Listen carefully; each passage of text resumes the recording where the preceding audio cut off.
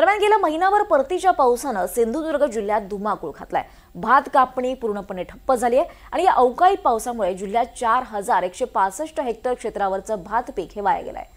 तर 400 पेक्षा जास्त गावातील 14,000 शेतकऱ्यांचं नुकसान झालंय आणि त्यामुळे शेतकरी हवालदिल झालाय। संपूर्ण भात पीक जमीनदोस्त झालंय। अजून सुद्धा अधूनमधून पावसाच्या सरी येत आहेत आणि त्यामुळे भात कापणी करायची कशी असा प्रश्न शेतकऱ्यांना पडलाय। शेताच्या बांधावरून या संपूर्ण परिस्थितीचा आढावा घेतलाय आमचे प्रतिनिधी गुरुप्रसाद दळवी यांनी। सिंधुदुर्ग जिल्ह्यामध्ये अवकाळी पावसाने असं धुमशान घातलेलं आहे पूर्णपणे आणि हा अवकाळी पाऊस जो आहे तो आता गेले 2 महिने सुद्धा देखील आहेत, तरी हा पाऊस मात्र जाण्याचा हे घेत नाही, नाव घेत नाही आणि इथले जे शेतकरी आहेत ते कुठेतरी मेटाकुटीस आलेले पाहायला मिळतात। मी या ठिकाणी मी जी शेती आहे ती पूर्णपणे तुम्हाला दाखवते। बघा, ही जी शेती आहे या शेतीमध्ये एकंदरीत पाहिलं तर हे कोंब जे आहेत ते ह्या पालवी याला फुटलेली आहे आणि परत जी ही भात शेती आहे त्याला कुठेतरी पालवी आलेली आपण पाहतो। म्हणजे एकंदरीत बघायचं झालं तर शेतकऱ्यांचं फार मोठ्या प्रमाणात नुकसान झालेलं आहे। मी काही या इथले माझे शेतकरी आहेत बांधव त्यांच्याकडे मी जातोय।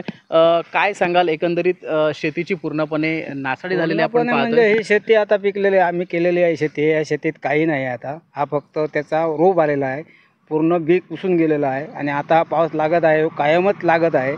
हा पाऊस केव्हा जाईल हे काय सांगता येणार नाही आम्हाला, कारण ही नुकसानी आता जर आम्हाला ही मिळाली सरकारकडून तर आमचा फायदा होईल आणि ते देऊची आहे सरकारने, नाही तर आम्ही खाणार काय? नक्कीच शेतकऱ्यांकडेची जी मागणी आहे सरकारने आम्हाला काहीतरी द्यावं असं दुसरे शेतकरी त्यांच्याकडे जातोय। काय सांगाल, अगदी फार मोठी नुकसानी झालेली पाहायला मिळते। आता इथे तुम्हाला आम्ही प्रत्यक्षात दाखवतो आहोत की ही जी शेती आहे ह्याच्यात काही राहिलेलं नाही, याला परत कोंब आलेले आहेत, म्हणजे आम्हाला काही मिळणार नाही। शेवटी त्यासाठी गव्हर्नमेंटने आम्हाला थोडी तरी काहीतरी मदत करावी अशी आमची भावना आहे।